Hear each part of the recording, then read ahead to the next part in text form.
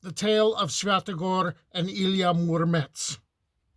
Who would tell us of the things of old, of the things that have been?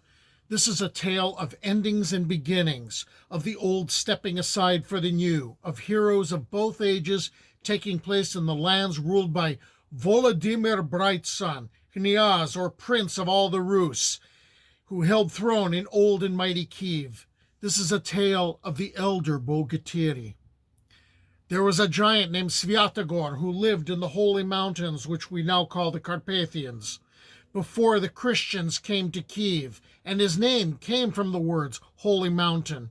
And when he walked, forests swayed, and rivers burst their banks.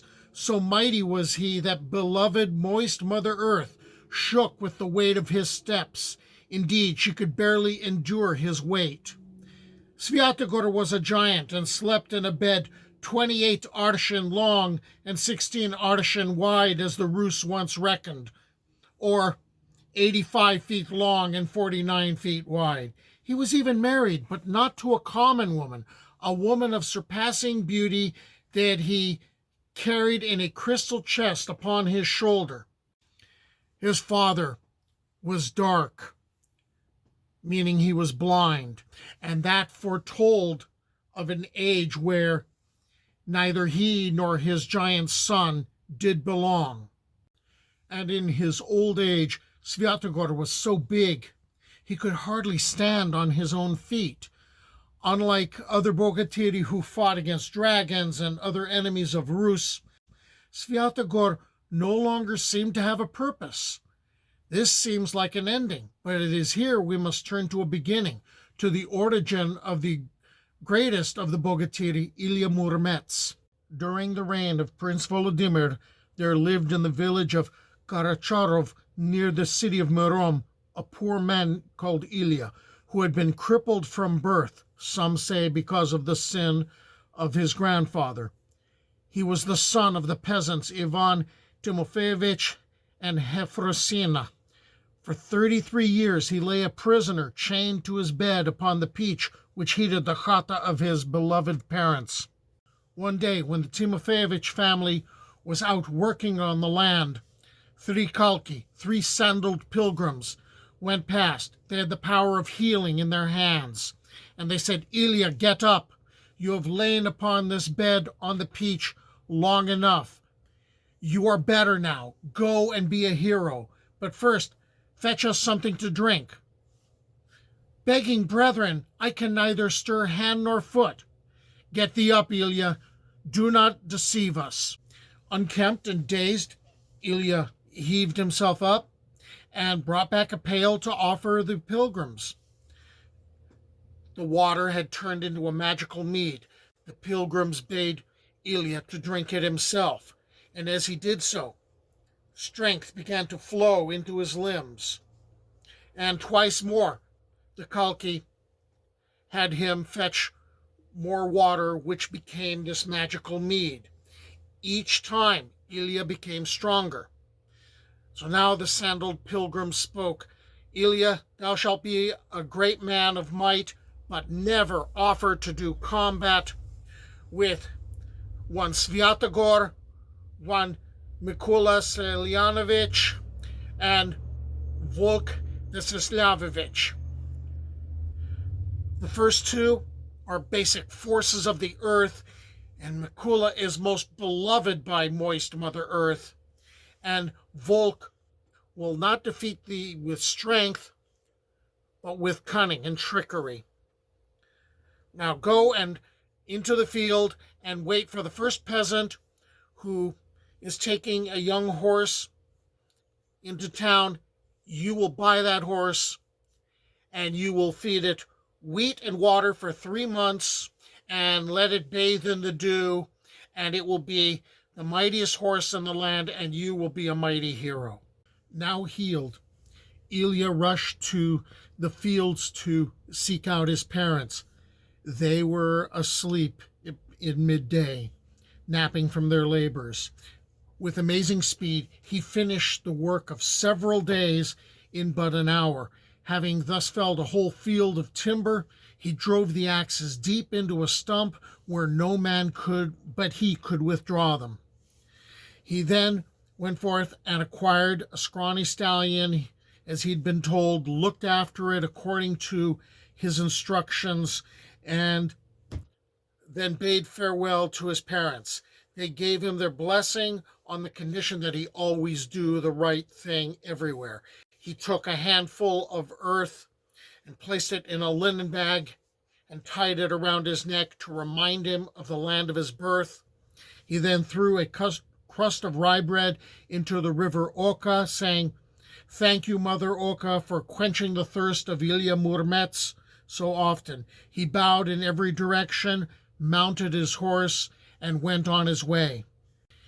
It is here where the Guzliari and the Skomoroki, the tellers of tales, bicker amongst themselves as to the fate of Svyatogor, the eldest and mightiest Bogatyr.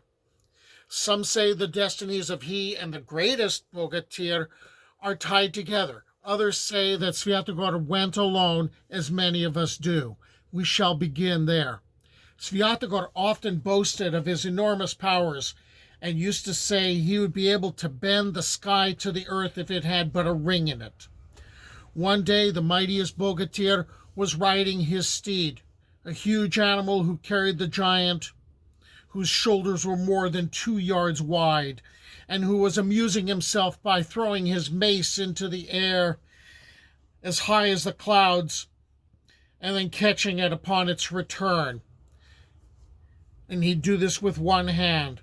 Svyatogor Bogatyr came across a Skomorok's little bag in an open field. Some say it was Mikula Selyanovich, beloved of moist Mother Earth, who alone was able to carry the bag and who cast it down as a challenge to Svyatogor for his vanity and his pride. The giant didn't dismount. Instead, he used his whip to try to lift the bag up and found that he couldn't. So he stopped his horse and he got off and he seized the bag with one hand and the bag would not move. He then used both hands, pulled upon the bag, and his feet sank into the earth.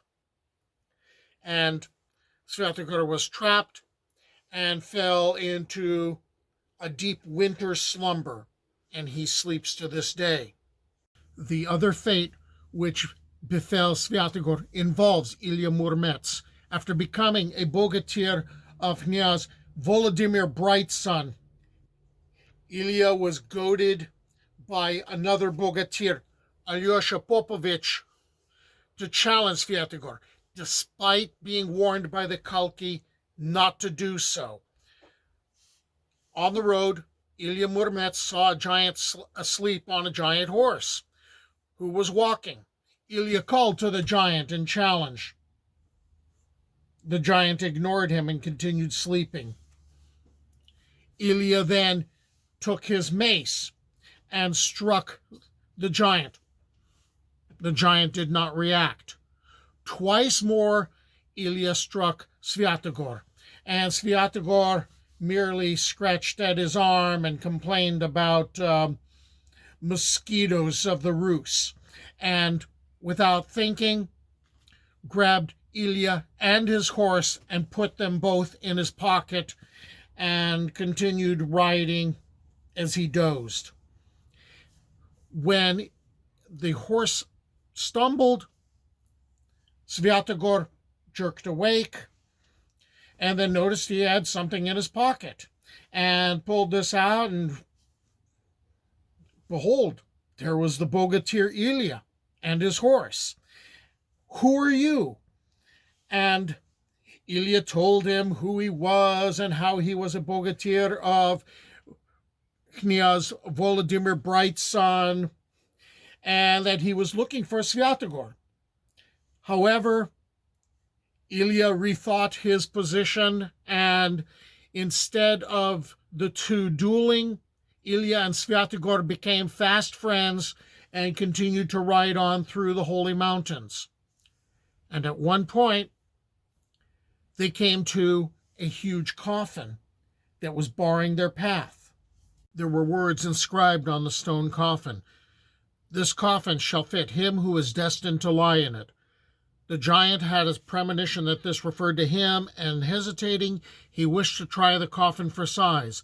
Ilya also had a premonition that it was intended for Svyatogor, and therefore he got in first, beating the giant to it. The peasant's son proved to be too small. Then the giant lay down in the coffin, which fitted him like a glove. And the hero spoke these words: "The coffin was destined for me. Take the lid now, Ilya, and cover me." Ilya cried out, "I will not close the lid of the coffin upon you, brother. This is a poor jest." Svyatogor, seeing that Ilya was not going to obey him, took the lid of the coffin himself and put it in place, and the coffin began to seal itself shut. When Svyatogor sought to lift the lid, he could only open it a finger's breadth or so. "Woe is me, what have I done?" cried Svyatogor. "Ilya, tear this apart, tear apart the lid." In vain Ilya tried but could not. Svyatogor then cried out, "Take my giant battle sword, strike the coffin." And Ilya tried to lift the mighty sword and could not do so. He did not have the strength. Svyatogor then said, "Ilya, come to the crack here." And as Ilya approached the tiny crack that Svyatogor was trying to keep held open, Svyatogor breathed his breath upon Ilya and gave Ilya his strength. Ilya was now able to lift the sword, and he struck the coffin. But, to his amazement, an iron hoop now appeared around the coffin and tightened the coffin lid that much more. Again and again Ilya struck, only to see other iron hoops appear around the coffin. And this is when Svyatogor realized, "I am buried alive. This was meant to be. Ilya, take my sword. It is yours, but tie my steed to the coffin. None save Svyatogor may possess him." Then a dying breath fluttered through the crevice. Ilya of Murom took the hero's sword and girded to his body, and he tied the hero's horse to the giant coffin and rode across the sea of grass towards distant Kyiv. And Svyatogor's burning tears flow evermore from the coffin. "It was at the feast I heard this tale, and there it was I drank mead ale. Though it flowed down my beard, my mouth stayed dry. I've never a drop passed my lips, swear I."